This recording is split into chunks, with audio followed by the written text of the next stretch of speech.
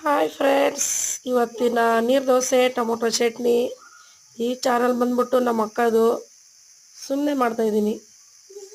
ಇವಳು ಚಾನಲ್ನ ಸಬ್ಸ್ಕ್ರೈಬ್ ಮಾಡ್ಕೊಳ್ಳಿ. ಇಷ್ಟ ಆದರೆ ಲೈಕ್ ಮಾಡಿ, ಶೇರ್ ಮಾಡಿ, ಕಮೆಂಟ್ ಮಾಡಿ.